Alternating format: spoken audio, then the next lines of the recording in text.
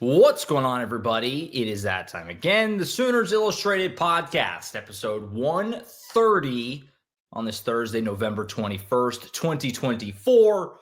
Josh Callaway, Collin Kennedy with you on a Thursday. A lot to get to on the recruiting side of things. Oklahoma's final home game of the regular season coming up against Alabama on Saturday. We'll, of course, get Collin's thoughts on the game. We'll talk about the recruiting weekend, have several headlines there to hit, including, yes, an update on Michael Fasusi, all the latest there. We got the right guy to talk to. We'll get all the scoopage there. Offensive coordinator search, things maybe taking shape a little bit. Brent Venables, some interesting comments. We'll get into that as well to kick off the show. And then James E. Jackson will be along at the end of it to do some in-state recruiting talk as well. So a loaded Thursday show for you. Collin, without further delay, let's dive into it. We have a lot of recruiting stuff to get to, but before we do that, let's do a little offensive coordinator first. So what's coming up, right? And we talked about it last week on the bye week. You're getting down into the home stretch of this thing. It feels like you assume that a hire will be made pretty quick after the season is over. Sign day on the 4th. The portal window opens up shortly thereafter. Brent Venables talked about that in his press conference on Tuesday, which if you missed, is still on the YouTube channel, not going anywhere. He kind of acknowledged there is a bit of a sense of urgency. You don't want to rush it. You don't want to stumble into something that you're not prepared to do, but they also understand there's a timeline and you can't dilly-dally too long. He also made some interesting comments about the person that they probably will hire is going to want to finish their season first, which helps you narrow down the candidate pool a little bit, in particular with Dan Mullen, who he talked about directly because he was asked directly about Dan Mullen. And he basically said, I talked to him a year ago, which essentially implies the opening last year, I hit Dan up, but he didn't want it then. So why would he want it now, right? That's connecting dots there. What do you make of it all? Obviously, a lot of interesting comments from Brent on Tuesday as this thing starts to take shape. And we're in the home stretch of this thing. I mean, the season finale is a week from Saturday. We're 9 days from the last game. Where are you kind of at with all of it after a lot of kind of interesting comments from Coach Venables? Yeah, I think we learned 3 things. Number one, they're not going to finalize any sort of offensive coordinator hire until after the LSU game. Mm-hmm. I know that there have been a lot of rumblings out there about the timing of this announcement and when they want to get it done, how this is all going to go. Very clear that Brent Venables wanted to make it public. Hey, don't hold your breath. We're going to get through this season. We're going to roll with the coaches we have here on staff, and then you'll know who our guy is. Now, do I personally believe that we'll have pretty firm idea of who that's going to be a little bit before the actual announcement? Sure. I mean, I think we right now have a decent idea of who's at least in contention because, number two, I think we did learn that it's going to be a coordinator currently coaching somewhere out there in the FBS ranks. And then number 3, it's not going to be Dan Mullen. Now, you never want to speak. You never want to speak in absolutes. Sure.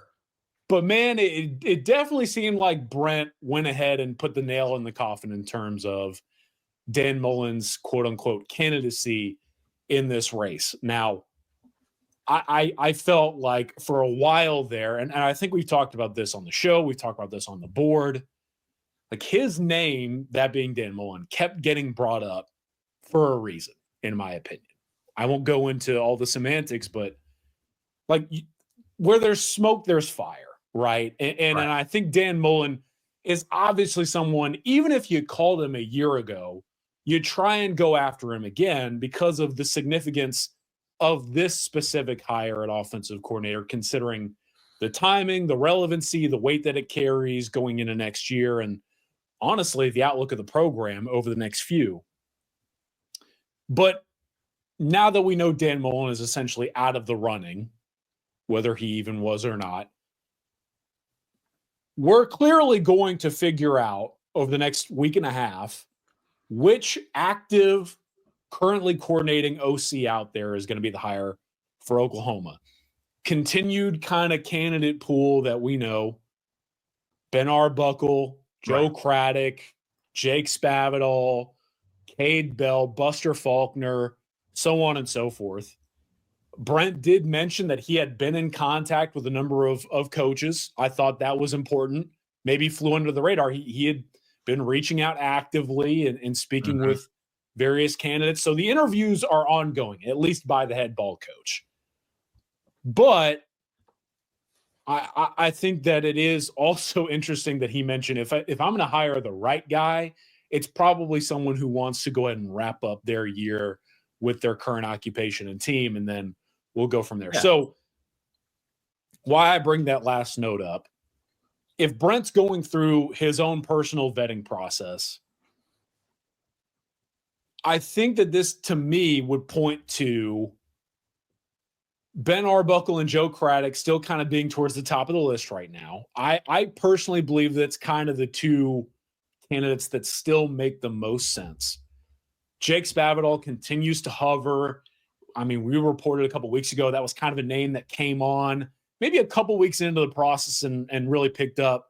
Buster Faulkner, so on. But I feel like now that Brent's gone through these interviews, the names that have always had the most heat behind them are probably there for a reason. And Brent's basically telling you that as much. And so, yeah, man, I think in general, we're going to know who the OC at Oklahoma is less than 2 weeks from now. And I think everyone out there, for obvious reasons, has kind of had a varying level of understanding of who it's going to be. But as we head down the final stretch, I do think it is really fascinating that Oklahoma and Brent Venables are basically telling you we are not in a rush right now to make this hire until once we get through that LSU game to conclude the regular season. I think the last thing I'm going to say on this, the more we get closer, two things. Number one, I really do believe that you probably want to have this thing done as close to the time that the clock hits zeros in Baton Rouge, Louisiana as possible. I mean, I wouldn't blame them if on Saturday night in Death Valley, they end the game and they're getting on the team plane and sending the tweet out who the OC is. Because as we're getting ready to talk a little bit about, this recruiting class for Oklahoma is getting pursued heavily down the stretch. Yeah. The other part of that is, as we've gone on, the transfer portal as well is going to be imperative for Oklahoma because pending roster turnover, and in addition to that, what you would think is the offensive coordinator hire, especially with Dan Mullen being out of consideration, that coordinator may have a chance to bring particular players with them. So getting that hire done quicker at least helps players that respect that guy and may want to go with him start formulating their own plan. So those are the last couple things that I have on my mind. Now that we know that it is a coordinator that's actively coaching the FBS, you really want to accelerate this timeline, whether it's recruiting other players elsewhere or keeping your own roster intact. I'm glad that they're at least getting the ball rolling and preparing to make this announcement very soon. Yeah, no, I agree with all that, and like you said, never say never, I guess, but it sounds like you can pretty safely eliminate Dan Mullen from consideration. Yeah. He always, we brought him up, it's always been kind of it's a spicy name, it's a splashy name. But there's been a lot of thought that if Dan's going to leave his job with ESPN right now in the studio, it's probably going to be for a head coaching job. And that's going to happen at some point, whether it's this cycle or the next cycle. Dan Mullen's likely going to get another head coaching job. And Brent Venables broached his interest a year ago, and he wasn't into it then when it was a far better situation than it is now, mind you, by the way, also. So it sounds like you can probably safe eliminate him. Like I said, or like you said, the timeline thing, I think there's a lot of reason to believe that, yes, it's going to be after the season, obviously, but there will be quick once the season is done, before signing day, before the portal window. And there's been a lot of this sentiment from OU fans of, I get it, antsy, ready to make this hire and know what's going for. Folks, it's not going to happen until the season's over, because anyone who they're going to hire has a job now, and they're going to want to finish their season. What interests me, too, an extra wrinkle into it, especially with the guys who I think we both consider at the top in terms of Joe Craddock at Tulane, Ben Arbuckle at Washington State. What if Tulane makes the college football playoff, which is possible? What does that do to this? And for Joe, as our Knowles 24/7 site, which is doing a fantastic job, and people should go check them out. in Joe Craddock's candidacy over there with Florida State? What does he do for that opening? So there's a lot of layers here and still some things to be sifted through. But you're starting to see this thing take shape a bit. The clear favorites, a bit of a timeline, what Brent is looking for. It's like with each passing week and every time he talks about it and as we get more intel, it's like it starts to materialize a little bit more and more. So we'll continue to monitor this thing. But I agree completely. I think once next week is over and everyone's regular season is done, bowl games notwithstanding, you'll see movement pretty quick. That's at least the feel that I've got. And so we'll see how it shakes out. I think on Joe Craddock, if Tulane were to make the playoff, the example that I go back to, and this is my own personal belief as well, when Texas made the college football playoff last year, Jeff Choate, who's their linebackers coach, was their co-DC, if I remember correctly. He went on to take the Nevada head coaching job, but he had finalized that move before Texas had played its playoff game a year ago. And I think if Joe Craddock is going to take one of these high-profile offensive coordinator gigs, whether Tulane is in the playoff or not, like if I'm Oklahoma, if I'm Florida State, I'm telling him, hey, if you want this job, you have to go coach in the playoff knowing you're coming to us next year. Like, that has to be done. So I think for anyone curious on that timeline, I do think that the playoff is relevant, but not an end-all be-all. It's a hurdle, but it's not the wall, if that makes sense. And then and to back it up, like Washington State or whoever else, they'll probably still be playing a bowl game very late on in December. Yeah. And so to further that point, no matter who the OC hire is, why we all believe that this is going to get done fast, even if Tulane's in the playoff or whoever else, like if Washington State's in a bowl game on December 28th, no matter who the OC hire is at this point, they have to tell Oklahoma that they're coming and they have to go into a postseason game at this point telling players this is my last game at this university. Yeah. Or they don't even do it, depending. Exactly. One way or the other. Last year, for sure. Right. We'll see. And the irony there is that Oklahoma kind of helping themselves potentially. We'll see how it all shakes out. And the fact that if Tulane doesn't make the playoff, a big reason why might be that they lost Oklahoma back in September. Kind of the way it all works out. You mentioned the recruiting part of it. Obviously, this 25 class, it's still, as of now, on November 21st, it's together. I mean, it's whole. Nothing's really happened too major, but there are, especially if you're a subscriber to Students Illustrated, there's some teetering with some big names, in particular Michael Fasusi, who we have talked about at length. We joked about it yesterday when Collin and I were planning the show. He has to be the most talked about high school player in the at least 2 year and a half-ish run of this show, because there's always new wrinkles to it. So obviously he's committed to Oklahoma. He was supposed to be coming to town for the Alabama game this weekend. Doesn't look like that's going to happen. What's all the latest with Michael Fasusi, Collin, as far as we've talked about before, Texas and Texas A&M still in the mix with him, and Oklahoma just trying to get to the finish line and get to signing day with this guy who's the centerpiece of this 25 class and a 5-star prospect, and a guy that you build around on your offensive line, trying to keep him before signing day in a couple weeks. Yeah, a lot to unpack here. Yeah.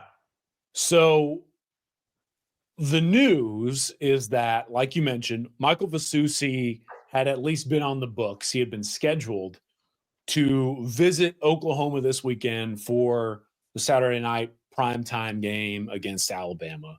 That had been in the works for a couple of weeks. He was going to come up with Sean Hutton, his close friend, fellow OU commit, Louisville teammate. That was all planned out. Went to Louisville's last playoff game against Allen. At the time, sounded like things were still relatively in place, but that was around the time frame where I thought, based on some conversations I had, okay, maybe he does end up exploring a few options, but it was all kind of the rumor mill.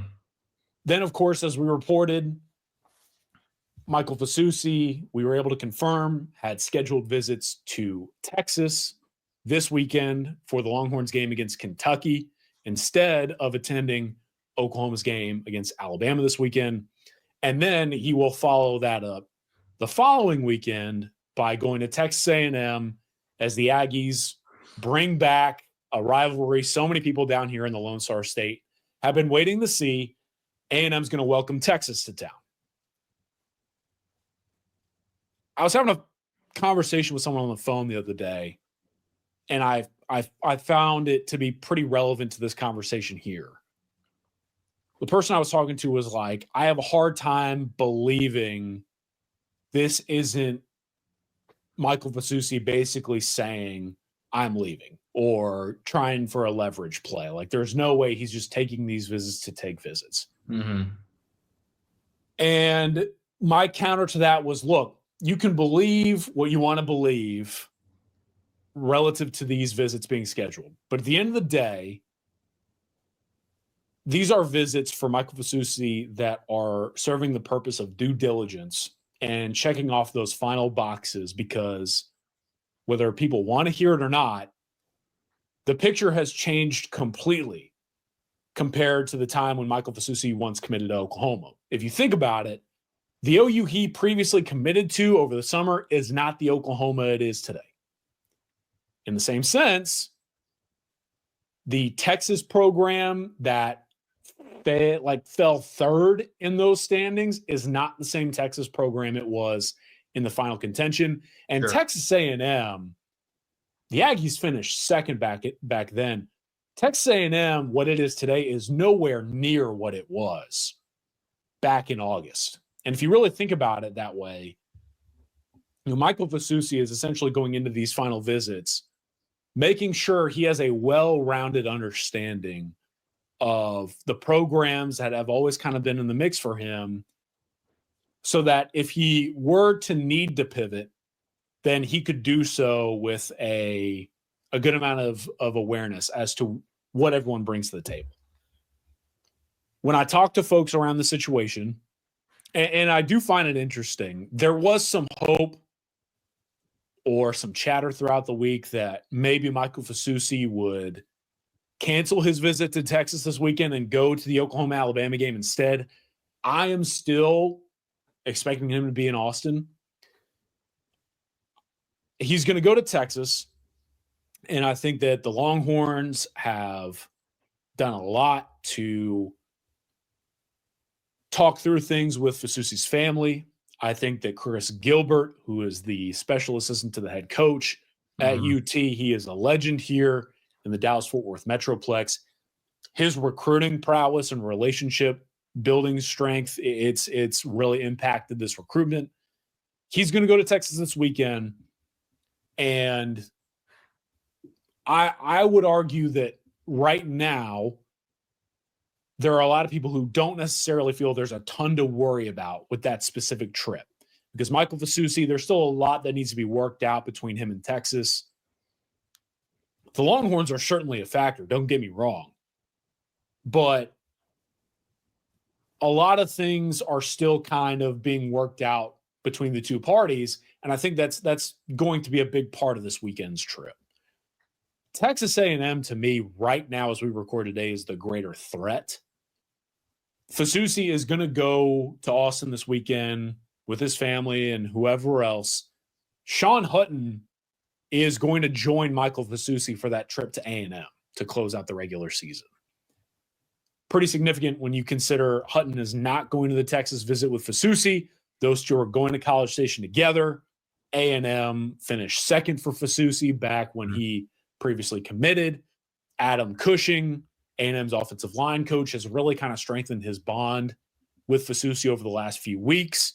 Obviously, and I continue to hammer this home, what A&M was when Mike Elko hadn't even been able to play football yet, have his teams roll out on the field. Right. He's got them rolling. So A&M's going to bring a lot to the table. Long story short, do I believe that Oklahoma still has a very strong chance to keep Michael Fasusi in the class? Yes. The continued message that I get is that Oklahoma is still ultimately the place he wants to go right now. But these trips are really about making sure that Fasusi, if he feels he has to pivot for whatever reason, whether it be the offensive coordinator hire, whatever happens with Bill Bedenbaugh, maybe there's a better fit that he sees right now compared to what's going on at Oklahoma. Again, the due diligence has to be done when everything that has taken place over the last few months has changed the landscape of his recruitment completely. So you can't blame a guy.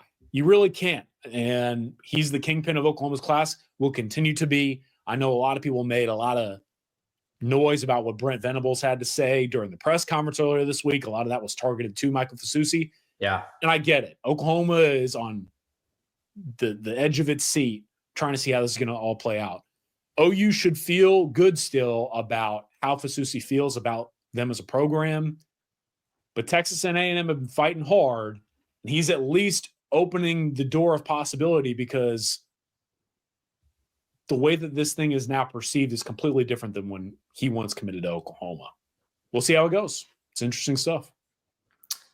It's terrifying. Terrifying if you're Oklahoma. Yeah. This is the guy, like we said a bunch of times, he is the centerpiece of your 25 class. He's a 5-star tackle. And this offensive line crop for Bill Bedenbaugh in 25 is really good.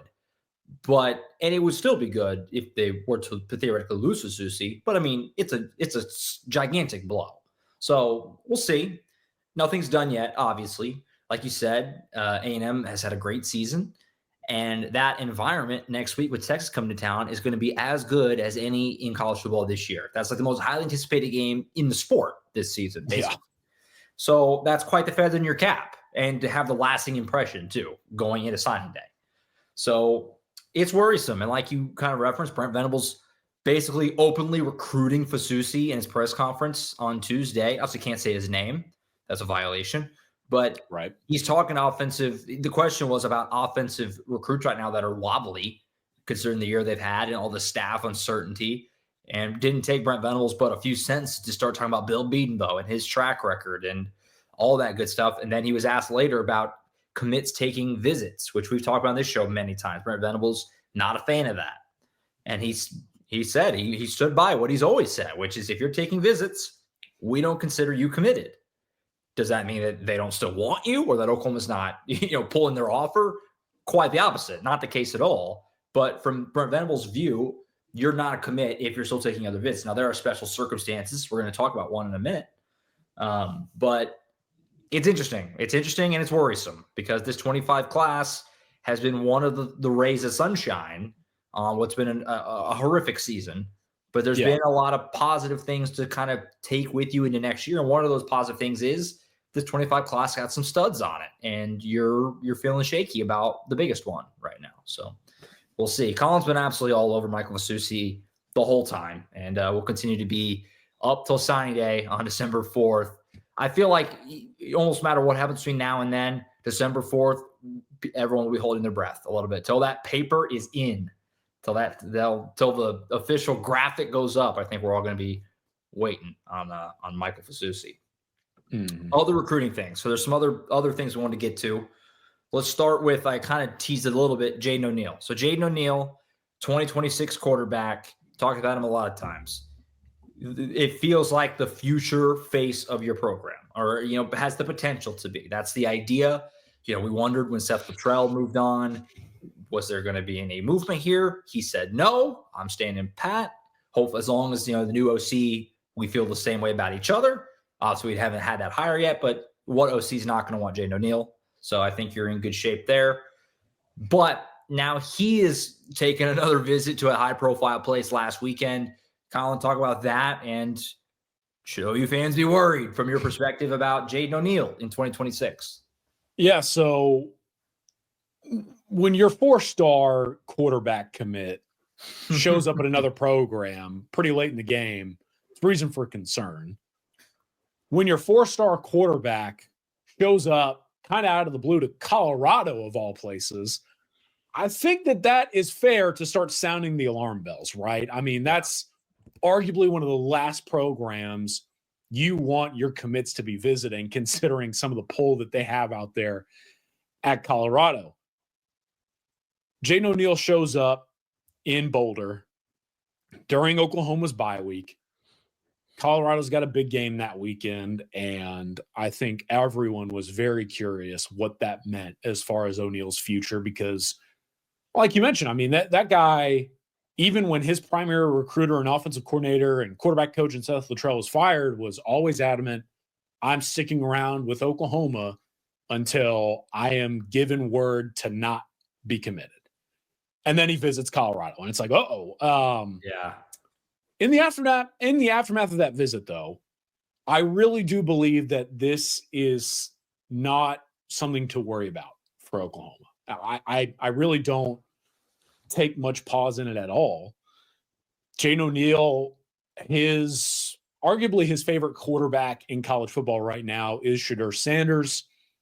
He wanted to see Shedeur play in person. It had been a personal goal of his for a while, and obviously the travel for him in California over to Colorado, not terrible from a time consumption perspective. He had a game to play for the first time in weeks. And so if he was even going to take a visit, it had to be something that worked out well, and that Colorado trip kind of did. Oklahoma, again, was off, but it was him basically getting to go see someone that he has a lot of respect for.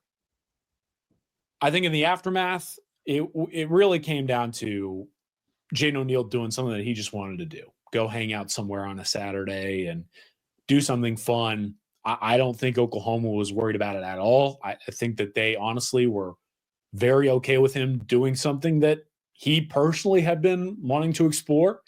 And O'Neal is still very solid with Oklahoma. I know that there's like a viral clip going around of he took that visit Saturday, but Friday night he was throwing the OU up after scoring a touchdown. Of all the concerns that are out there surrounding this Oklahoma football program, and unfortunately we're talking about a lot of them here on the show. I'm sorry, folks, but like Jaden O'Neal is very low on the list, in my opinion. So great news for OU. Cool that Jaden O'Neal got to do something that he wanted to do. We've talked about here on the show. I'm a big believer in recruits getting to experience this process. They never get to really do it again. Even the transfer portal stuff's a little bit different. So Jaden O'Neal capitalizing on something that he's not going to get to do very often and still solid. I commend the young man for not only staying true to his word, but staying true to himself. And he's still staying true to the Sooners. So he's going to remain a member of OU's 2026 class. Yeah, good to hear. Obviously, we talked about it. O'Neal's a stud and is a guy that you're trying to build around in 2026.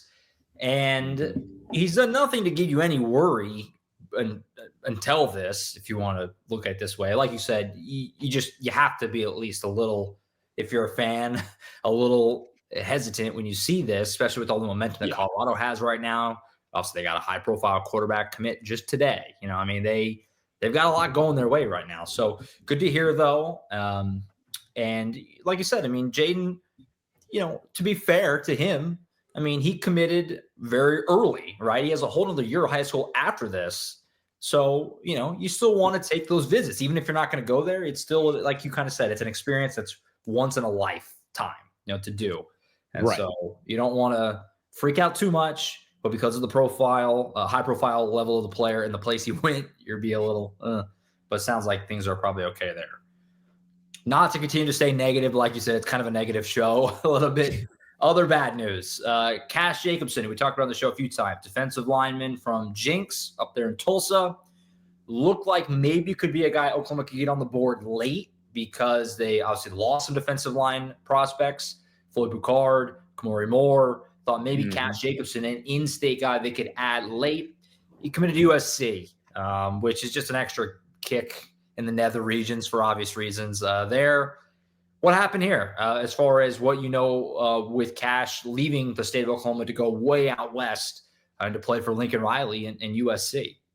Yeah, USC flipping Floyd Boucard and now taking Cash Jacobsen out of the state of Oklahoma. Yeah, I mean, Floyd, yeah. The Trojans are just taking defensive tackle talent right under Oklahoma's nose out of nowhere. Now, I want to emphasize this, and I cannot emphasize it enough.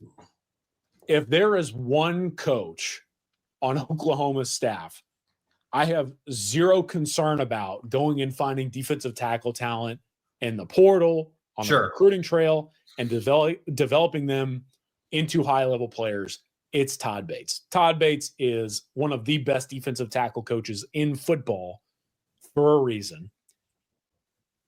This, to me, was not even necessarily in Todd Bates' control. I don't even necessarily think it was overly in Oklahoma's control. Sometimes in defensive tackle recruiting, we talk about it so much, everything goes out the window. Everything you think you know about this process is discarded because defensive tackles are so hard to read. They're such hot commodities. They're arguably right up there with quarterbacks. And because of that, the unknown nature of the business, for lack of a better term, it comes to bite you. So Cash Jacobsen was supposed to be in Norman this weekend. He unofficially visited for the main game, if I remember correctly. Yeah, I believe so. The plan from there was to go visit USC, come back, and I believe the visit to Oklahoma this weekend for the Bama game was going to be an official visit. So it was going to be a whole thing. But to my knowledge, it was an official visit at USC. And look, OVs out in LA, they're enticing, to say the least, right? Don't want to take anything away from the Trojans program. I mean, it's USC. So Cash Jacobsen, sometimes guys in the state of Oklahoma, especially guys who come on late, they're pursued by Oklahoma State and Oklahoma, maybe later on in the process, but also in Cash Jacobsen's world, Oklahoma State struggling on the field, Oklahoma struggling on the field right now. You go out, have the time of your life in LA. I can't blame the kid at all for saying, you know what, like state of Oklahoma, maybe it's not for me. I feel more at home and want to go experience something new out in LA at a time where maybe in his eyes it was appropriate to do so. So all props to him. He found the path that he feels is best. So where does Oklahoma go from here? I have no idea. Look, I don't know how many times I've brought this up, but I also kind of feel a little bit more confident as we stand here today that this is going to ultimately have to be the path that Oklahoma takes. You're going to have to lean on Todd Bates and his recruiting prowess in the transfer portal yet again, because unfortunately, recruiting defensive tackles as high schoolers, it's cutthroat. It's difficult. As we've seen this cycle, it can go any which way in the blink of an eye. But you do it and you go with the ebbs and flows because portal defensive tackles are that and then some and then a lump sum. You know what I mean? I mean, it's 10 times more expensive to go get a guy in the portal at that position. And then you're still dealing with all of the chaos that takes place with defensive tackles. I think that's probably the path that Oklahoma is now going to have to take. I mean, unless they identify a player they really believe in the 2025 cycle and they feel like they can flip him, then obviously that's something that you would want to do. But considering where the cycle is today, how late in the game we are, you have to think that if there were a player out there that they had identified as an offer-worthy candidate, they would have gone after that defensive tackle. So I think OU's headed towards the portal at DT in 2025, for lack of a better term. And they have done a solid job of it to this point. Obviously, Dominic Williams, but DeJohn Terry, so on and so forth. I mean, they are known to go get some dudes, but they're basically going to have to do exactly that again, unless they can find somebody late in 2025 that they really like, because it's really hard to find these big bodies who can move well and play that position at a high level. And considering where we are in the cycle, if those offers haven't already been made, it feels safe to say as we stand here today that Oklahoma is probably going to have to look and see who's available for transfer once the portal opens. Yeah, it puts a lot of emphasis, it feels like, on two things. One, for Jaden Jackson and David Stone to both be guys for you next year. Yeah. Jaden Jackson's starting now, but, I mean, making that jump and David Stone being ready to play a lot of snaps. And then what does Dominic Williams do? Come back, and boy, they could use that right now. If he elects to go to the NFL, yeah, you're portaling hard because you need bodies. So we'll see. Not great. As far as other recruiting things, looking ahead to this weekend a little bit, staying negative. You look at this game, Alabama final home game, senior night, under the lights, primetime, ABC.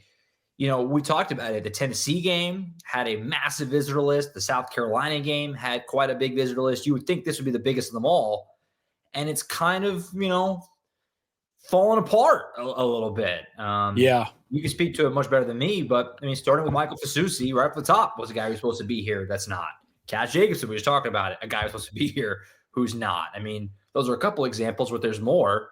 What's your sense of this weekend in terms of the guys who will be here and the storylines for you for Oklahoma's final home game to try and get a little momentum going, try to swing this thing back in their favor a little bit before signing day in a week and a half? Yeah, this is arguably the most fascinating visit weekend for Oklahoma all season long because, like you mentioned, some huge names no longer on the visit list. Michael Fasusi, Cash Jacobsen, Jamarian Ficklin was likely going to visit this weekend. He told me that he is not going to be in Norman. He is going to Utah for an official visit with the Utes after getting his offer from them this week. Luke Metz, who's an Alabama linebacker commit, was thinking about attending this game, potentially to watch the program he is pledged to play against the team that is trying to flip him. Luke Metz told me earlier in the week he will not be there this weekend. A guy like Cortez Mills, for example, who you probably would like to have on campus. Nebraska's coming after him hard right now. He is not necessarily expected to be there, to my knowledge. Jonathan Hatton plays a playoff game on Thursday. I thought maybe they get their 2026 running back on campus. Hatton right now, I don't think will be there. And then it's just like Toa Katoa, Pule Liete Primus, two 2026 offensive linemen were supposed to be there this weekend. They're both playing high school playoff games on Saturday, of course. So I will have the final visitor list up for our subscribers. So come check us out. I am curious to see who's going to be added, but I think the biggest name to talk about as we wind down here is Caleb Burns, the linebacker that we've talked about here on the show a number of times, committed to Baylor, being pursued by Oregon, will take his official visit this weekend with Oklahoma. This OV for OU is huge. Arguably Oklahoma's last shot at going to get a guy like Caleb Burns. And when you consider the circumstances, Luke Metz, like I mentioned, not coming to this game. And he put it on the record. He is not even planning to answer coaches' calls or texts. So that door is shut at the linebacker position. Caleb Burns is the only linebacker in 2025 that Oklahoma is actively pursuing. The program he is committed to currently, Baylor, they're rolling right now. They reached bowl eligibility. Yeah. They just this past weekend put out a public statement saying that Dave Aranda is going to be back as the Bears head coach next year.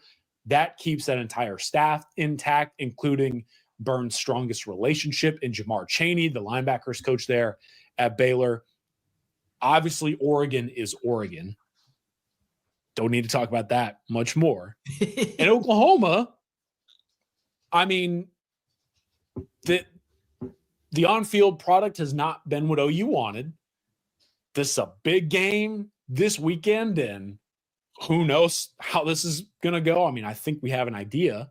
So Caleb Burns, man, this visit weekend for him is huge. If Oklahoma is going to flex this linebacker-centric staff and try to pull off a flip of a player at a position that they love, when his recruitment is highly contested, This Bama game, this visit weekend for Burns is pivotal. This, in the 2025 cycle where there's not much meat left on the bone for OU, Sure. like this is arguably one of the most important visitors of the cycle to this point, because if Caleb Burns is going to be a member of this class, it has to take place this weekend. It has to stem from this weekend with a huge game taking place, and one that Oklahoma's really going to have to find a way to at least put something comparable to the other programs that are in contention.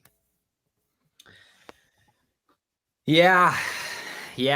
So we'll see. That's the deal. That's how things are going right now. It's been that kind of season. But we'll see. And they can make some progress with Burns and get themselves a little bit of positivity, like you said, before the signing day, which is about a week and a half out. And again, an important note, that 25 class, like I said at the beginning of this conversation, you haven't really lost anyone yet. There's some wobbly footing on some. And if you're a Sooners Illustrated subscriber, you know what I'm referring to there. Obviously, we talked about Michael Fasusi, but some of the other names, subscribe, Oklahoma247sports.com. Collin's all over it, and he'll have all the intel coming out of this weekend as Oklahoma tries to land on their feet here and get as many guys inked to paper as they can on December 4th and go from there. I do want to get your thoughts real quick, Colin, before I let you go, and James comes in here, as always, on the game. We did the game preview. So this is backwards. Usually we do the game preview. We record that after we do this show. We actually already recorded it. So that'll be for the people tomorrow, Friday morning. Your thoughts, though, on this matchup. Oklahoma, big underdogs. Very rare to be this big of underdog at home for Oklahoma, just in the history of the program. Cool when these two teams get together. They don't play that often. These blue blood, programs. It's really cool.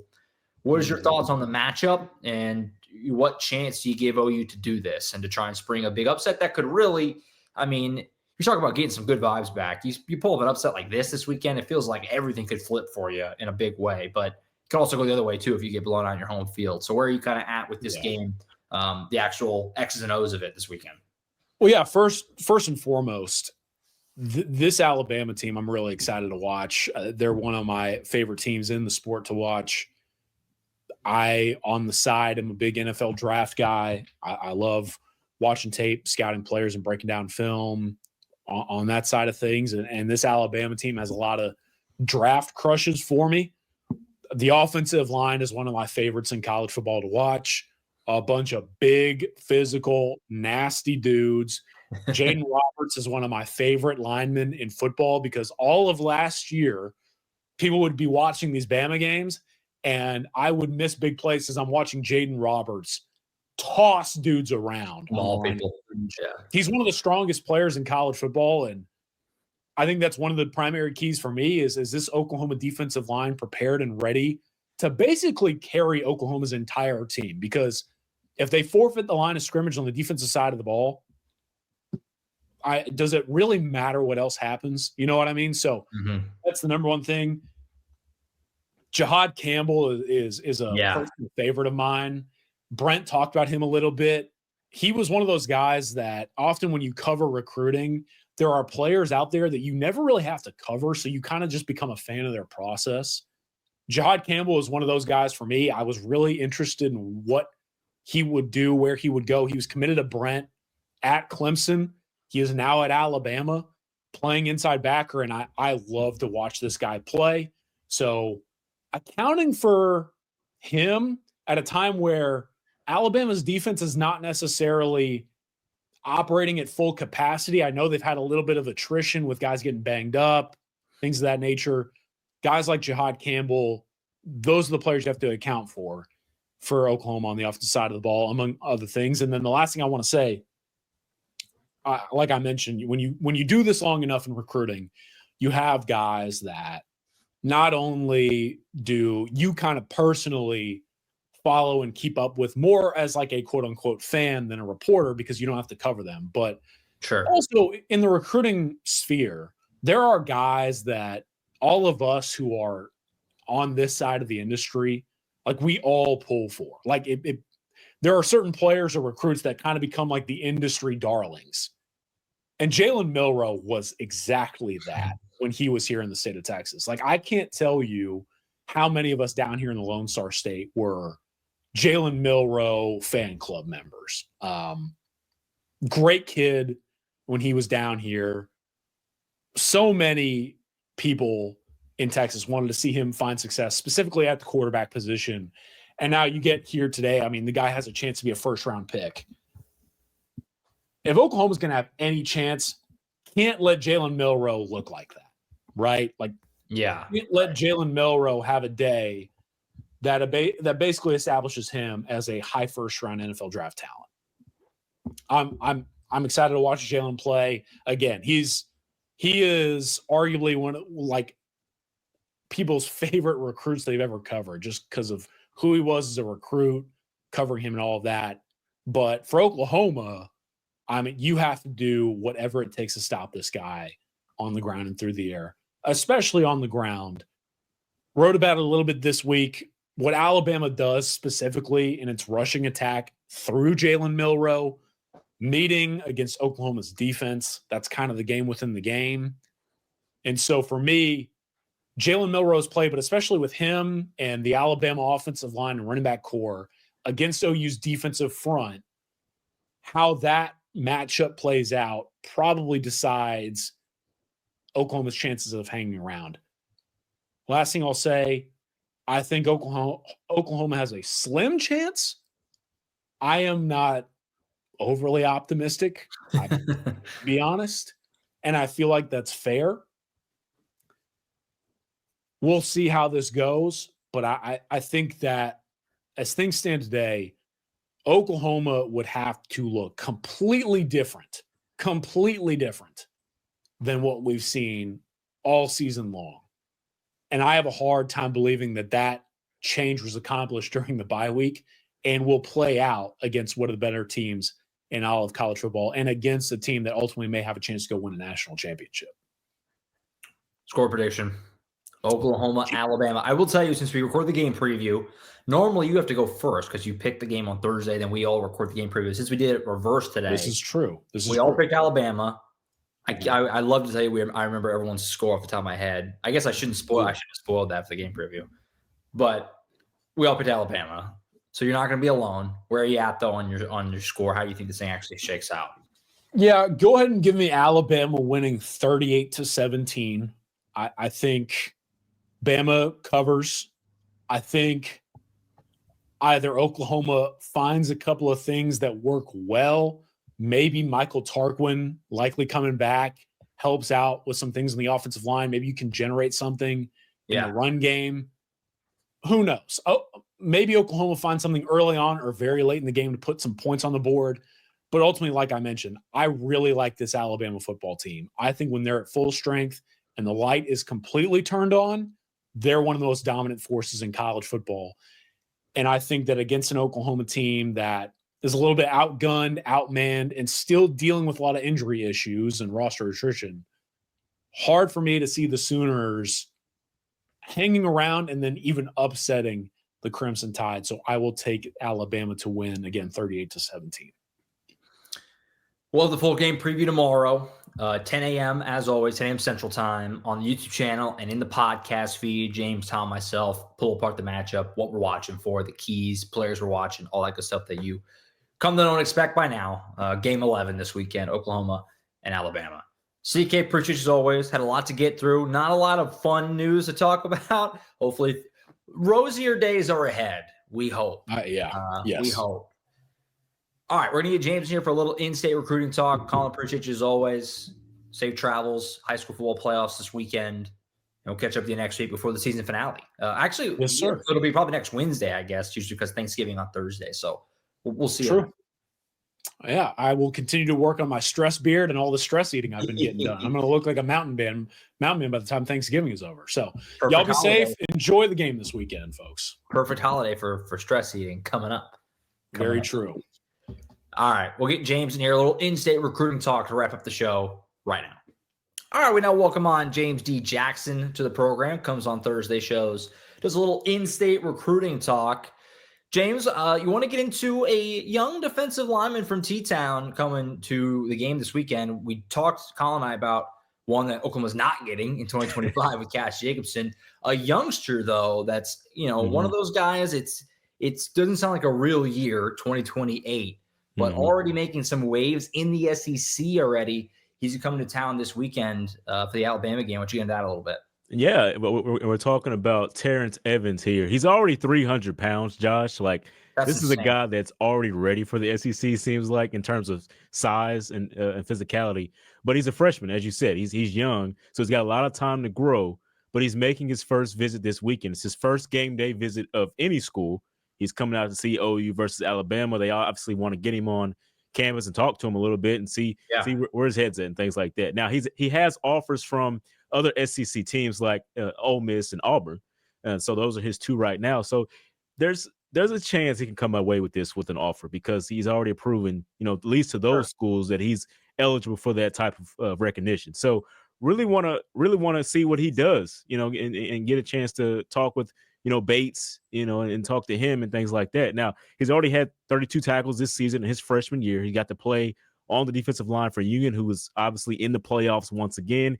He has 5 quarterback pressures and a blocked field goal. So, I mean, there's some athleticism there as well, Josh, that we may be missing out on.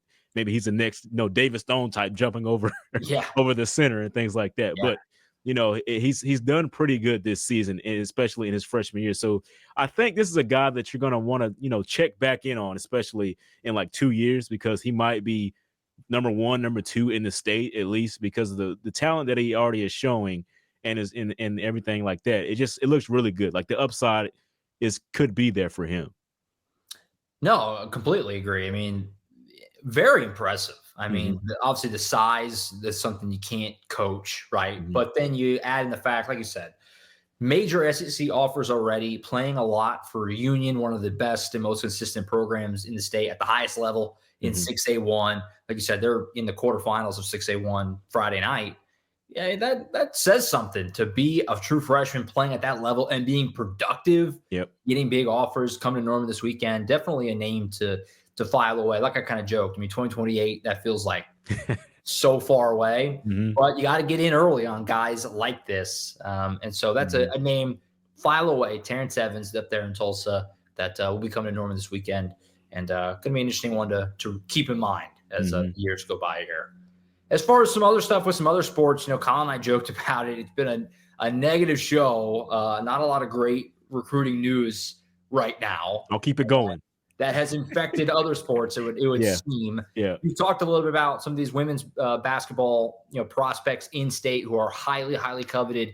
Jenny Baranczyk and her program, obviously a ton of momentum right now in on some of these high-profile players, but they didn't end up landing them. Get into that a little bit as far as a couple of these names that, are big-time players that are going to be leaving the state of Oklahoma. Yeah, it's just unfortunate, Josh. It's unfortunate, I guess, if you're an OU fan, seeing where these players are going because you thought you had a really good chance. And I think they did. I think OU came in second for both 5-star players in Jalea Davis and Keely Parks. And now Jalea Davis, her father, William Davis, played at OU, but they've always been from Kansas. So she chose Kansas over OU. I think it came down to those two schools. And that's the intel that I was hearing. Been in talks with a lot of different people out there in the Kansas area. And then, Keely Parks, who you thought was a lock for OU. I mean, she's grown up in Norman. The assistant coach, Michael Neal, has been, a part of her career growing up for the entirety of her career, at AU and things like that. And so you thought that would be, something that could lure her in. Now, I know that OU was pushing really hard for her about staying home, staying around your community, players, because, Keziah Lofton just signed with OU and she's a longtime friend of Keely Park. So you were thinking that was the case. But I heard some different things about people in her camp wanted her to go elsewhere and experience other things. That her sister as well plays for Kansas State. So they've already shown that they will go to different places and experience different things in their college career. And I think, her going over there isn't like, she's not just going to be over there making money or something like that. I think Kansas is really building a great program. Like, they already have Samaya Nichols, who is who they really want to build around, and getting these 2 5-stars is a really, really good get for them, because it's going to be a really good situation for them in the next year or two. Kansas could be on the level that Oklahoma women's basketball is on right now, the way that they're playing and looks like an Elite Eight, Final Four type team. So I think, all of that kind of lured her as well. It's not just, I don't want people thinking it's just because, there was a money thing and things like that. That's not the case. There were other factors that went into this. And, obviously, a kid always picks where they feel most comfortable going to. And I think that was the case for Kansas in this one. Yeah, I mean, Collin and I just talked about this with Cash Jacobsen. I mean, sometimes players, you go visit another place and you want to leave home. You want to go somewhere new, and that happens. It's not a slam dunk. Every player there's a big program in my hometown or my home state, and that's where I'm going to play. It's not like that. And it's worth keeping in mind too. Modern college sports, it's not like you shut off the line of connection here. Down the road, season or two in, they want a change. I'm sure Jay Bronchuk will be right at the front of the line again, take another run at them, in due time. So, which is why I pointed out that OU, like they really came in second. Based on the intel that I got, it was either OU or Kansas going into that final day. Like that's where they were. Sure. Keely Parks had her top three. OSU was in there as well, but OSU, I was told they weren't very confident in landing her anyway. So that was already out of the picture. Jalea Davis, it was OU or Kansas. I mean, the ties for her at OU were there, and the ties for her at Kansas were there. I mean, they're building that at Kansas, and that's why they picked it. But OU coming in second, obviously, can be a very good situation, the next year or two. Now the good thing for Oklahoma women's basketball is Peyton Verhulst. They were able to get her another year. They petitioned the NCAA because she had transferred in her sophomore season, brought her over mid-year. And they petitioned and got that sophomore year back for her. So basically, she's a junior now, even though she's classified as a senior. So that's good for OU. So they still kind of brought in, a really good player when you think about it in that, in that way. But it's going good for them as well. So no, I'm glad you brought that up. It's funny because we talk about how much their production is back from last year. They added Reagan Beers. You're going to lose some key pieces off this year's team. There's a lot of key pieces that are going to be back again, especially now Reagan. with for sure. Verhulst being back in the fold there, and obviously Sahara Williams is young, and that program's not going anywhere. All right, I think that's it. We'll have the game preview tomorrow. Tom, James, and myself lay out all the angles of the Alabama game as we usually do. We pick it, final score predictions, and keys, players to watch, all that good stuff. Then we're all going to be at the stadium on Saturday night, for Oklahoma and Alabama. Hope you tune in for all the coverage. Oklahoma.247sports.com from now until then. Of course, full post-game reaction afterward. That's it for now. For Collin Kennedy earlier, James D. Jackson, I'm Josh Callaway. We'll see you guys next time right back here Monday for the Sooners Illustrated podcast.